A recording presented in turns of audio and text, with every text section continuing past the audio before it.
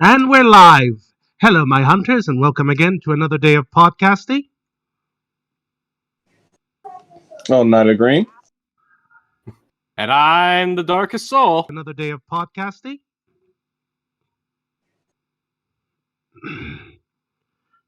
Sorry about that. Just doing a few things. Anyway, today we've got some interesting things to talk about, such as a interesting chat about two things: about Elden Ring, no surprise there, and Sora that just recently got announced for Super Smash Brothers. And I'm really hoping Nintendo doesn't copyright this video. It's not Nintendo, that's probably Disney. It'll be Disney. That would be the biggest issue now. So that will be the biggest issue if we do this article. Yeah, I didn't really want to do the video. I didn't really want to react to the trailer because I like my channel too much. I think we all do.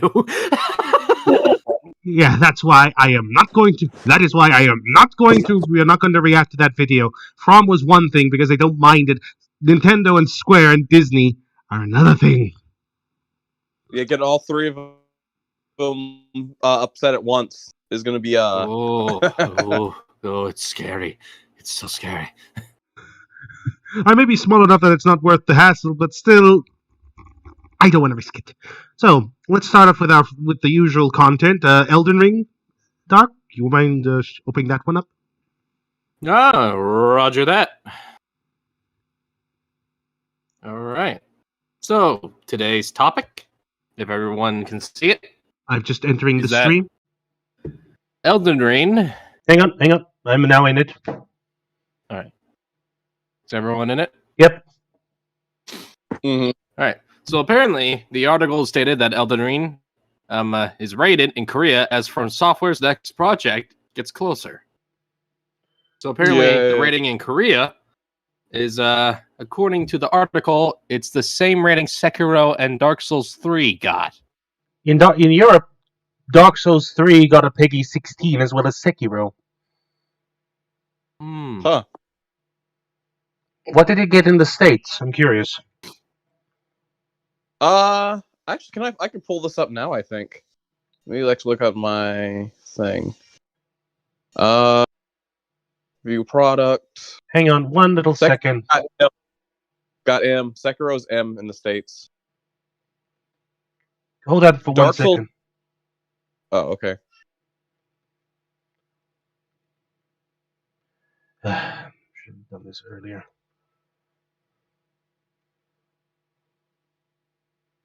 Sorry.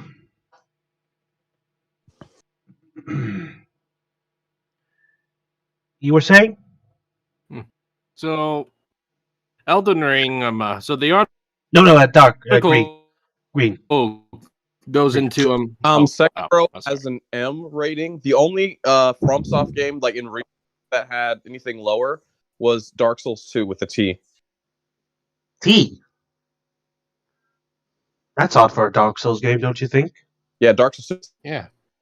Well, Dark Souls 2 is, it itself. Anyway, you were going to say, Dark? I mean, yeah. Dark.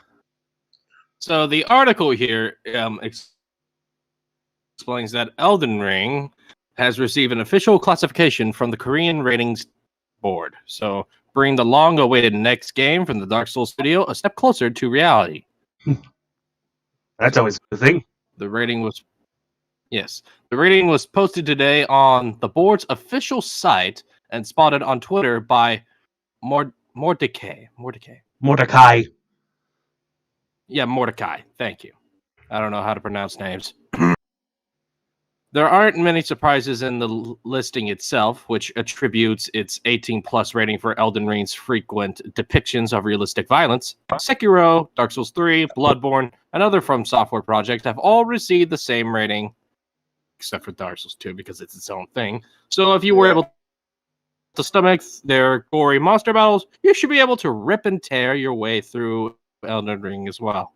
Bloodborne does... Even eternal reference. Even even Bloodborne, as bloody it is, only got a 16 rating in Europe.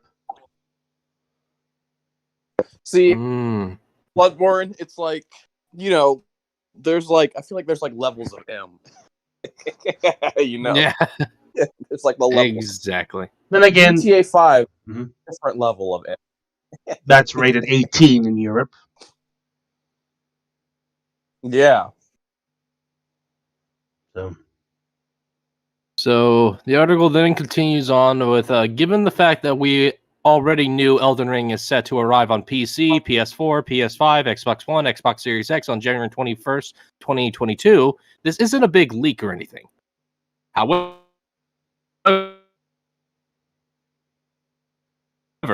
if from Software, it's a good sign that no further delays are in store, and further corroboration of the development stages of development. Woo. They probably also want to see if they playtest the online features to make sure like there's no game-breaking glitches or like broken weapons. You know, Like resolve.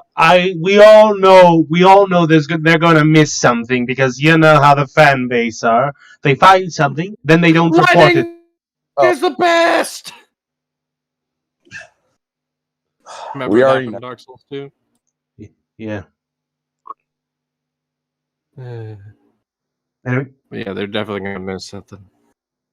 So the article then continues on that diehard fans of the Souls games have nearly paced a hole in the rug since Elden Ring was first announced at E3 2019. But the studio also hopes it will broaden the fan base that Dark Souls built by giving players more options to approach its trademark demanding action. Mm-hmm. And that's what the article says for now, Well, other than we you can. know. Well then, so how do you take this, guys? I feel like that. Continue. I was gonna say is that. Oh look, there's a trailer for. Never mind. What I'm trying to say is that this is. We're running out of news to talk about Elden Ring until the game literally comes out next year. We have waited.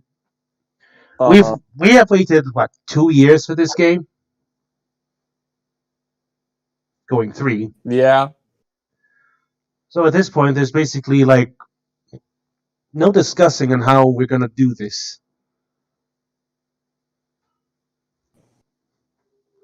So don't get.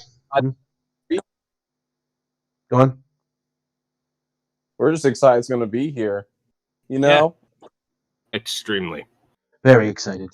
We've been with all these Souls likes coming out. It'd be nice to have a game that just goes back to formula, in my opinion. Uh-huh.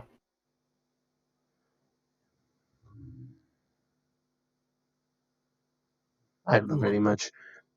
Here's me hoping that we would have a Dark Souls character in Smash now that Dark Souls is on Switch, the only Souls game on the Switch. That's crazy to say. But you know, I feel like with the Smash reveal, I feel like we got like sort of played a bit. If you guys remember that. Oh, Sora played a bit. Yeah, nice one. Speaking on Weekend. Yeah, no, I was just thinking because Mario was like reaching up and I was like, "Is that the first fling? What is this?" Anyway, speaking of Sora, we have an article we have on this one as well. Yes. Sora is the final. I'll say it. Yeah. Sora is the final Super Smash Bros. Ultimate character. I believe it. Look at that evil smile. That evil smile. Oh, sorry. No worries. But hey, final. Let's see. How many Square characters does this make in the Super Smash Bros. Game? We have Sephiroth, Cloud. Third. And now Sora. Kind of a fitting mix, don't you think? Yes. But it's also kind of funny because it's like, wow, who's this guy? Cloud and Sephiroth shooting their fingernails silently. Oh, come on. I know of Kingdom Hearts. I mean, no. I never got into the series. I only played Kingdom Hearts 2, but I never finished it. I know, right? In all of the games I've played, I've only finished one Square Enix game, and that was the only one I liked because it didn't feel like another blimmin' Final Fantasy. Uh-huh. So this is the only game. So I never finished. So I've played 2 Kingdom Hearts games, and I never finished them. And for me, that's rare. At least I try to make the effort to finish a game. But for freaking heck, I couldn't finish any Square Enix game, Final Fantasy or Kingdom Hearts. Heck, remember I did play Final Fantasy VII for a bit, but I kind of didn't finish it because the combat was just grating on me. Interesting, yeah. I mean, it's definitely a different thing versus like most traditional fighters. It's very airborne, juggly. No, Smash isn't the issue. I meant the games Final Fantasy or Kingdom Hearts. I just never liked the gameplay. Yeah, I'm saying no. It is like that. Yeah. Anyway, where that's what adopted his like sort of floatiness and air Bayonetta combo. I mean, oops, I shouldn't say that. I think you can say Bayonetta perfectly fine.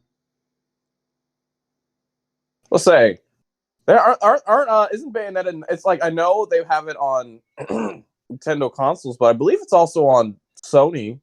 I believe Bayonetta 1's on on any other console. Bayonetta 2 and 3 are Nintendo exclusives. They bought the right from Platinum Games because Sega didn't have any trust in the franchise. Even though it did, okay. It didn't. You know how companies are. Unless it makes bang a lot of bucket, they don't go for it. Mm-hmm. Kind of in a quick tangent. Funny enough, do you remember the Ninja Gaiden games? Yes. Oh, yeah. Well, funny enough, the creator of Ninja Gaiden and Devil May Cry don't like each other. Huh. Seriously, they don't like each other. Interesting. You'd think since they make really popular high-octane fighting games, you'd think they get along pretty well, but no. He doesn't like any games that Platinum likes, and Platinum doesn't like any games that he made. Huh. Interesting. Hey, by the way, who did the... remind me who made the Ninja Gaiden series? Can you Google that quickly before we do this? Darc? Who created the Ninja... No. No. There we go. Ninja Gaiden games.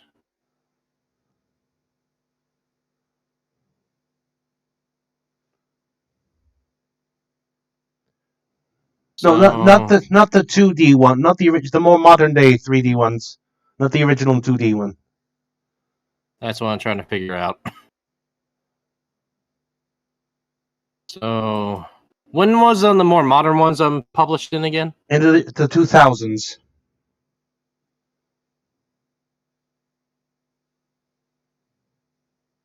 Well,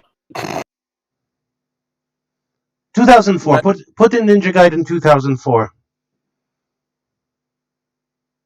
2004 game. Well, that was PS3, I believe. Right. Yeah, when did PS3 come out? Oh, don't click on the video. I don't want to risk it. No, don't worry. I can check Wikipedia. It was the director for Ninja Gaiden. Yeah. I'm trying to find it really quick. Developers was Team Ninja. The director was this guy. Yes, that was him. So I never when I see he looks honestly, no disrespect to the guy, he looks kind of funny. You hating. Yeah. Oh, he also was best known for creating Dead or Alive.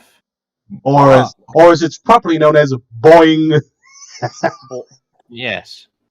And we're not talking about beach volleyballs here. Or are we? Yes, yeah. Itagaki doesn't like the head of Platinum Games. They had like I said, had a feud between each others. I think they both insulted each other and the games they made. I believe Itagaki actually insulted Bayonetta 1. Oh.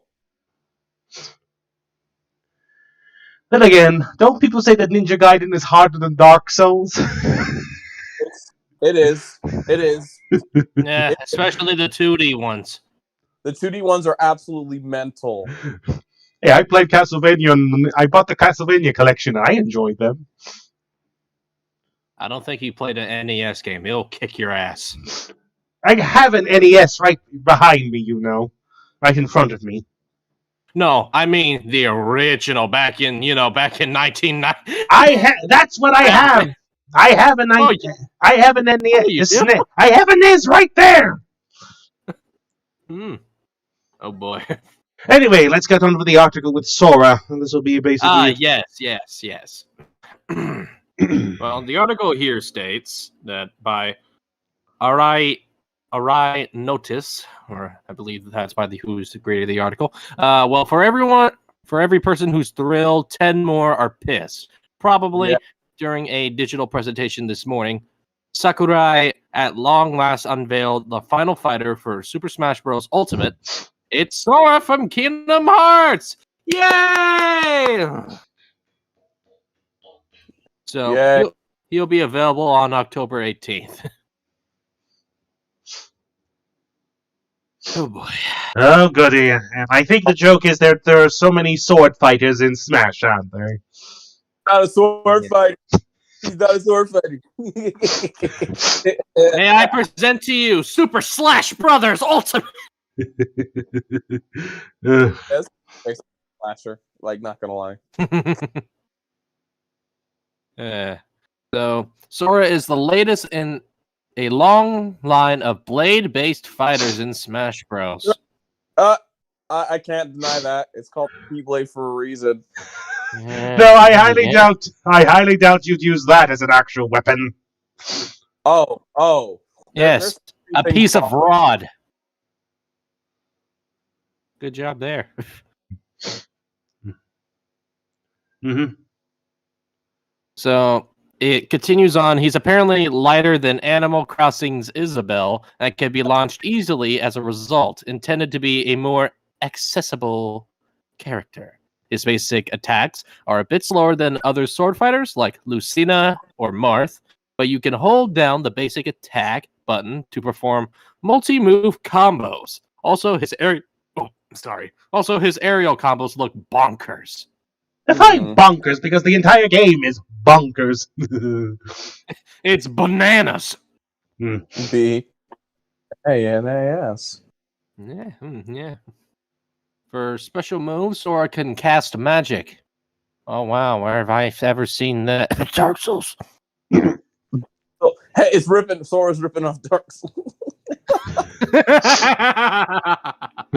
So the standard special attack cycles between fire, lightning, and ice spells, which you can see indicated above your damage marker.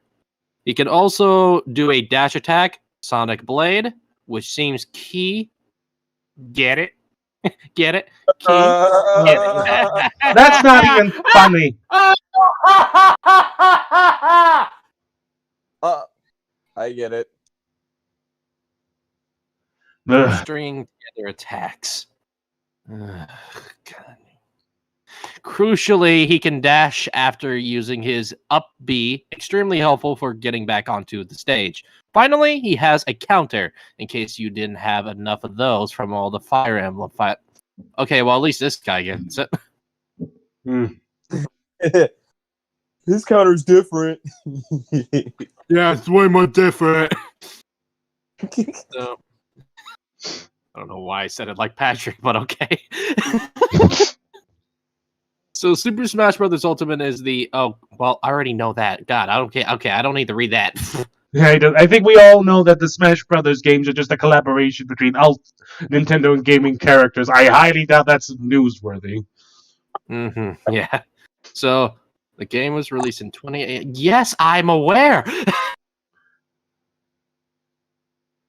Players have long speculated over who would nab the final slot. Last month, during a ballyhood.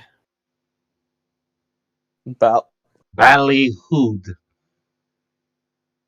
Huh. Okay, I've never heard that word before. Yeah. I think it's supposed to be a ballet, but what? I don't think that's spelt right. No, not at all. No. So, Nintendo Direct showcase that many assumed would pull back to the curtain. Nintendo said, "Lol, gotcha," and passed the buck to a directed Smash Ultimate showcase. Not for nothing. During the same event, Nintendo announced an announcement about Animal Crossing New Horizons scheduled for sometime this month. For betting the crowd, here's a short list of characters many observers believed could be included. Birdo, Tingle, Goku, Master Chief, someone from Fortnite, I think, Leon Kennedy, Beautiful Joe, Dante, a Nintendo executive in a bad suit, a Nintendo executive in a good suit, the purple-clad Paragon alter ego of Mario's significantly more handsome brother. Waluigi, guys. Wah! But no, it's Sora. Yeah, he'll be available alongside several Mii fighter costumes. Great, yeah, it's not, including some from Splatoon and. Oh, come on! Yeah, I knew that one. Doom guys in a Mii costume. Hey, he's Which on. will be available October 18th for $0.75 each. What? It's Doom. That's as close as we're gonna get to Doom in, Switch into Smash Brothers. We could have gotten Master Chief. We could Doom guy. We could have gotten, I don't know, Dante. We could have gotten Leon Dante! Kennedy, but Isn't Dante in? I would have sold No, wait. one No, for wait. Waluigi, for God's sake. But no. Mii costume too. Well, we thankfully. Well, most of us hoped for a Souls character, didn't we, for the Souls fan base? Yeah. About to say, I mean, since Dark Souls on the Switch, when we chose Undead is a possibility. Nope, but he's gonna resort her back into a Mii costume. Funny surprise. Everybody went, no, we don't. Hey. All the Sword fanboys get their third Square Enix rep, so. And honestly, I could care less.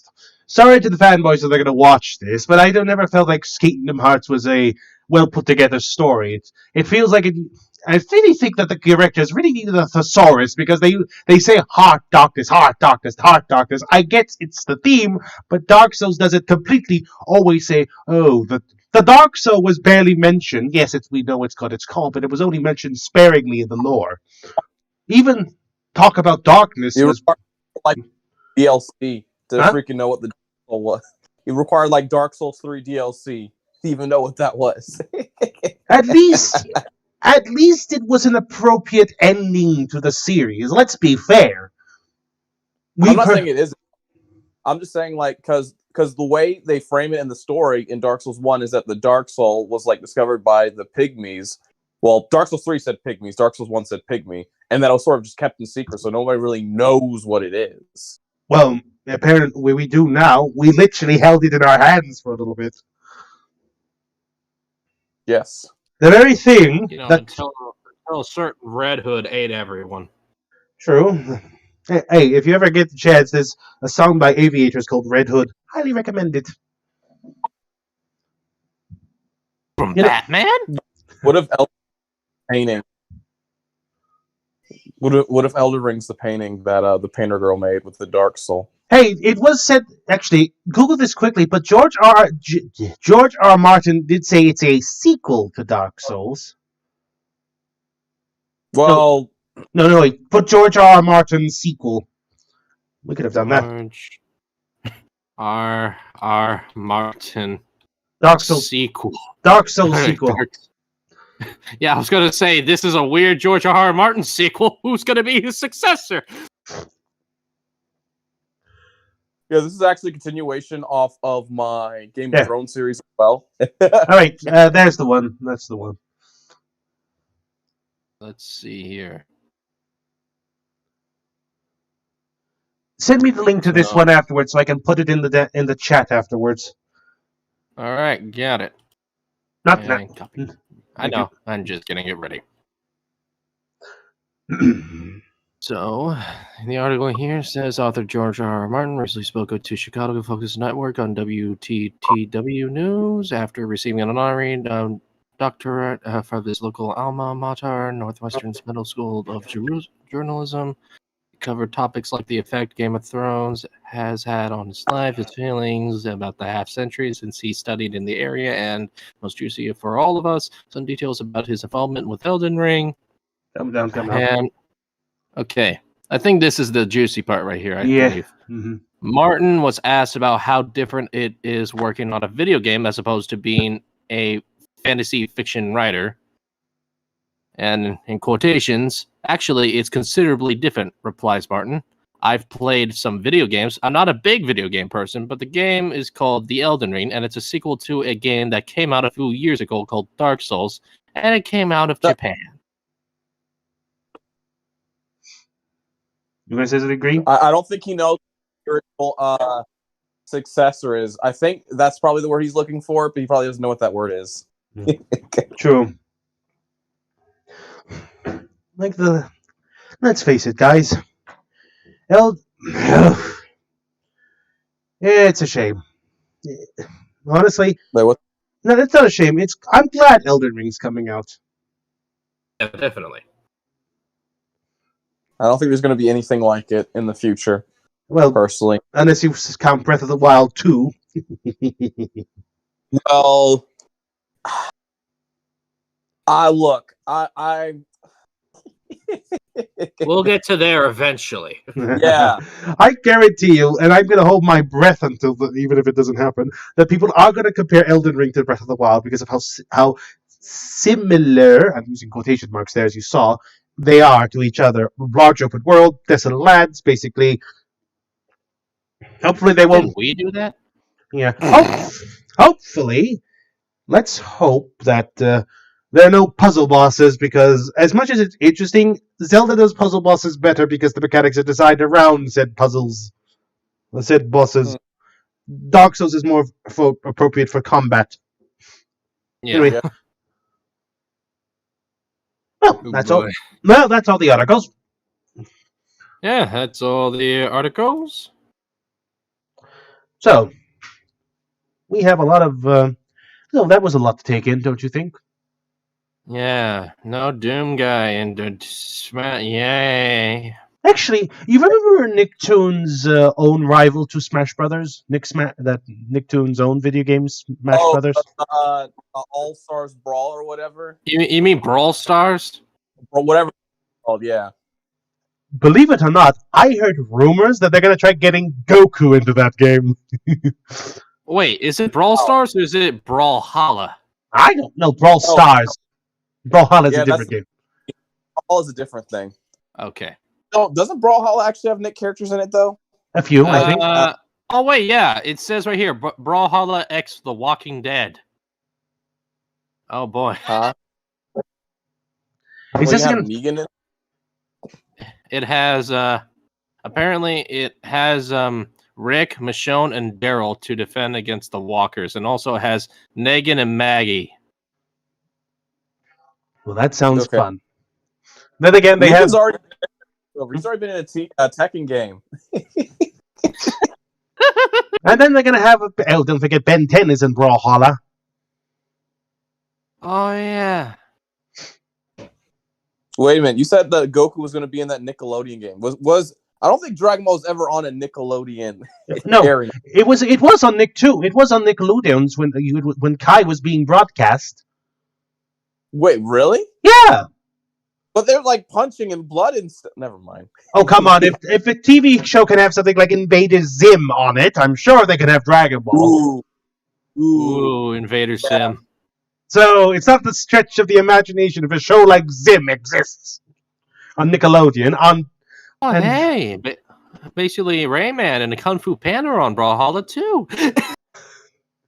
Of course, it's these days. It's just one massive gaming crossover. Oh, and get this, the TMNT is in there. Yeah, the Teenage Mutant Ninja Turtles. Leonardo and Michelangelo so far. So we need Raphael and Donatello. Actually, when I was younger, the one I watched was the 2003 Teenage Mutant Ninja Turtles. I had fond memories of that one. Too. Yeah. I think we're getting off topic. Well, we're talking about some things just because. Oh, speaking of which, hey, Darc. So, are you free, Nick? What are you free next week? Next week night? Yes, I am free next week. Yes. Excellent. And did you manage to download Monster Hunter World on your PC? It's downloading right now. Excellent. For those who don't know, and hopefully you'll be watching at this point, me and Darc are basically going to be streaming up Monster Hunters just for a little while, just because it's a fun game to play, and I would have thought it'd be good on my Twitch. Rise. No, because Rise is only, I believe. You're doing World, not Yeah, Rise. World. Right? Yeah, we're not. Yeah, Rise is not getting released. It's getting only released on January 12th, 2022. Hey, isn't that pretty close to Elden Ring's release? Oh Yeah. shit! Yeah, you're right. No, don't get me wrong, Elden Ring. Don't get me wrong. I've been converted to Monster Hunter, but I'd still play Elden Ring over Monster Hunter Rise. Yeah. Oh yeah, I'm gonna be playing Elden Ring a lot more than Monster Hunter Rise. Let's face it, Elden Ring's being released January 21st, 10 days after Rise. Ooh, yeah. 10 days before Rise. Yeah. No, wait. It's 10 days after Rise. Sorry. So this is going to be a pretty close time, because I think if Capcom, honestly, they should have gone after, like, maybe February at best. Mm-hmm. Not during the same time when a major From game is being released. It's like they want to try to compete with From. There must be... I mean, to be fair, though, I'll be quite honest with you. Monster Hunter World is a phenomenal game. It is. Oh, I yeah, agree. definitely. I agree. I've been enjoying it very much. Well, you got Iceborne, or you just have base? I bought Iceborne. How far are you? I'm still early in the game. I just defeated the Pink Rathian. Oh. Bless your soul. Bless your soul. I'm literally... Hey, I have been busy. I have been busy. I was in England for a couple of weeks, so I had little time to play except with my nieces. Did you even play the Behemoth? Oh, give me a break. First off, Extremist. We don't talk about Behemoth. We talk about Extremist. Oh yes. Extremist is... It's literally, okay, this one dude, you are dedicated to getting his ire so he can cast tornadoes on you while we're all, like, messing with him. If he doesn't have anyone's attention, he's just going to spam tornadoes on the whole arena. Make sure to wear equipment that's my level, because I don't want you to one-shot all my opponents. Okay, got it. I What? equipped the Golden Are you- Raytheon armor. I was going to say, walking up with gold Raytheon stuff. I was about to say, Grub, you got a full Fatalis set? I don't Yes, have a I sure Fatalis set. do. I don't. Do you got all the Fatalis weapons? No. I have only played... Maybe. I'm still playing the game. Oh, no, I'm talking about Darc. Darc understands what I'm talking about. Oh yeah, definitely Fatalis. Oh, what a joke. Bro, Anyway. I did the Furious Rajang Tempered quest yesterday. And Oh my god. Spoiler alert here, I still haven't played it, so we are moving on. Okay, yeah, yeah, you're right. Just a little note: the Regine, he's a not nice boy. He's not a nice boy. Obviously. Anyway. What else? Oh, so remember the whole, a while back when Final Fantasy Origins was announced? Oh yeah, I do. And I basically kicked myself in the butt because I made a prediction I made a joke about there being a Final Fantasy Souls-like, and then later it bit me in the ass a little later. Uh-huh. Yeah, you gotta sometimes learn not to open your mouth on that front. Yeah. Seriously, I still am not believing this. A Final Fantasy and a Souls-like. Two genres that are not supposed to mix with each other, but here they are. It was announced. That is crazy. We live in this time.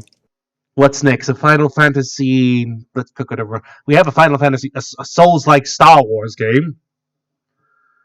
Okay. Jedi Fallen... Played that game. That game's actually pretty good. Glad you like it. And the guy who voices Vader, he's really good. Surprising, I actually heard people say it's like a. I couldn't tell that it wasn't the original voice actor for Vader. That's how good it was. Yeah, funny. It's just funny enough. I actually remember someone say that I think it was Yahtzee from Zero Punctuation saying that it's like a watered down Sekiro. Oh no, it wasn't Yahtzee. It was basically. It is. It is. It's a watered down Sekiro. Yeah, it's mostly like you get most of your surviving off of parrying versus dodging, and there's no barely dismemberment. So if you're like into Star Wars, yeah. That was the fun. That's because how Disney is.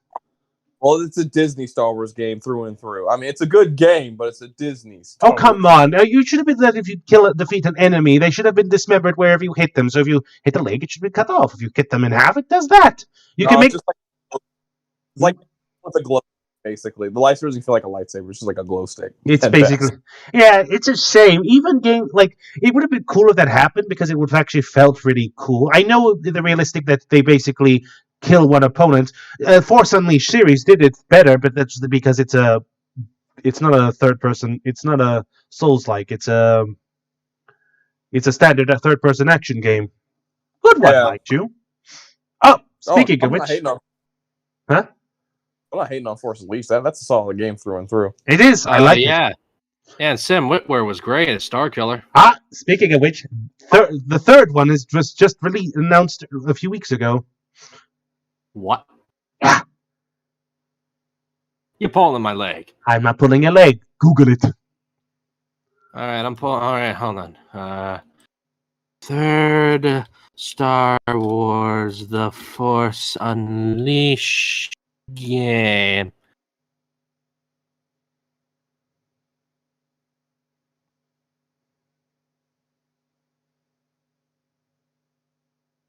Hello? What do you?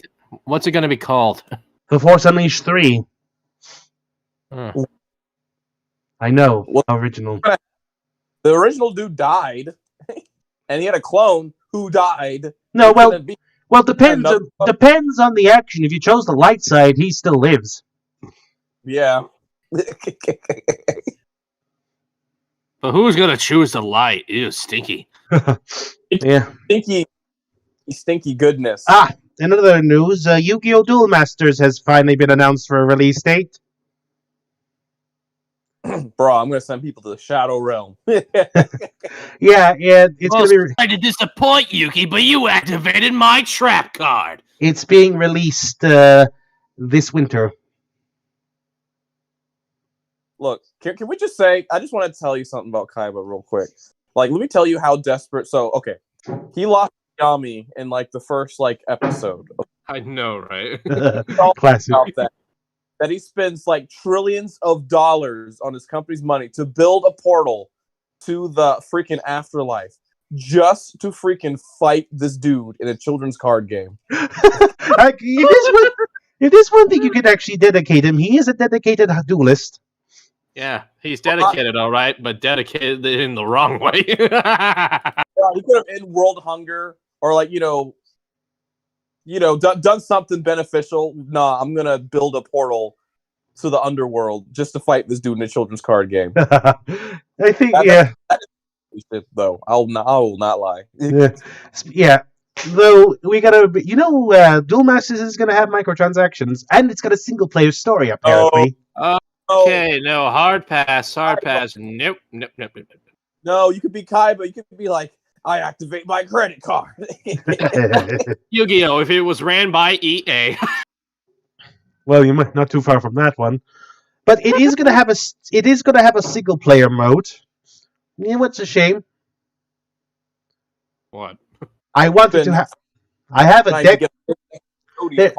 There's a deck I want to build, mostly Ancient Gear deck, but it's gonna. I guarantee you, they're gonna make you pay for those cards.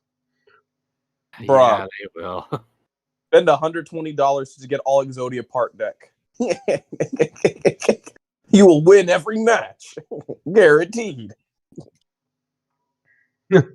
True. Screw legality. I got money. You mean screw the rules? I got yeah. Because I was about to say, because someone would say you can't have a full deck of Exodia cards, and then someone would say that, yeah. That did happen in one episode of Yu-Gi-Oh, if I remember correctly. What? Someone had a full deck of Exodia cards? Yeah, someone built a whole deck full of Exodia parts. I mean, I don't even blame that person. Because I remember that one Slifer the Sky Dragon, he just basically had a deck that was just all draw, so he just like boosted that thing's attack rating to like near infinity, basically. Mm-hmm. Until Karibo. Yeah. No, slight Japan revival. Yeah. The thing is, if the thing is, the thing is that this kind of reminds me, like, you know the game Hearthstone? Yes. The Duel Masters is going to be similar to that.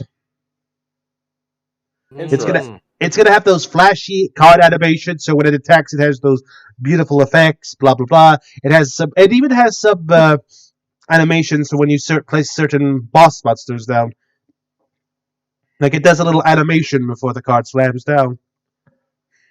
Mm-hmm. Though I wonder, this is going to be for both the TCG and the OCG, and Konami says this could be used to host tournaments. Mm-hmm. Oh boy. I know. Yikes. Yu-Gi-Oh! Except it's real life. Hey, the day. Have you not seen the sweat? Yeah, real life. I have. Yeah. Okay, I'm probably a geek for saying this, but I honestly one day hope they actually have like real dual tournaments. You know the ones, right? Oh, yeah, Well, I can see that. Like Yeah. you and like holograms pop up and start like punching each other. That would be pretty cool. Wouldn't you agree? I feel like VR. I feel like VR is probably our best to get that. In all honesty, I know, but maybe, who knows? Maybe Konami will actually make a real life dual stadium. bro, do they even have enough money to do that? Imagine how expensive that undertaking would be. They're actually trying it.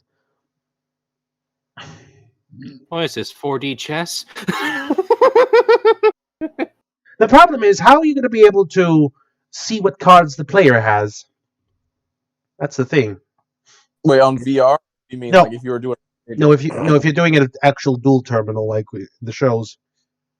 Maybe have it on the side of a HUD or something? I'm not sure. I was about to say they have like a large billboard or something that like live feeds the hands or whatever. A large billboard. Hey, I love it every year during the Yu-Gi-Oh tournaments that they actually get the voice actors to actually play a pretend duel. It's kind of fun. Yes. Oh yeah. I think my favorite is when it was Yusei versus Yuya, Joey versus Ishizu, and those are my two favorites.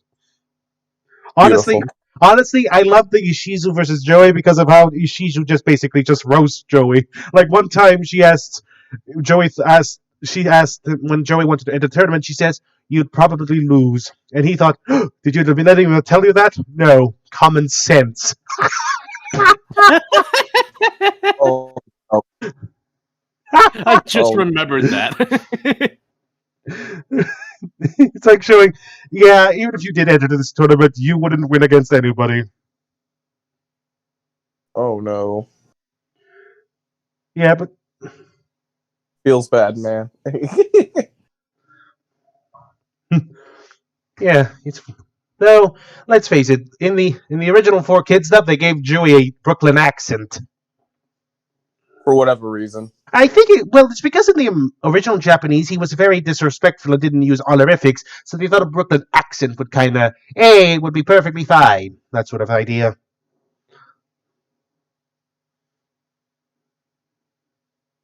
I don't know. I don't know. Anyway, I think we should cut it here, gentlemen. I think it's just I've had a nice. Good. Sounds good. Excellent. So, anyway, thank you for anybody who's watched up to this point. If you like my podcast, do like and subscribe. That will help me down. Comment down below and anything you wanted to hear. Follow me on my Twitter, which is also down below, along with my Patreon. If you wish to support me, that would be very helpful. Also, follow these guys' channels. Links will be down below, as I always do that. And any final words, you two, before I close off? Umbasa. Got me on this one. Anyway, thank you very much, Blue everyone. White Dragon. And thank you. May the good blood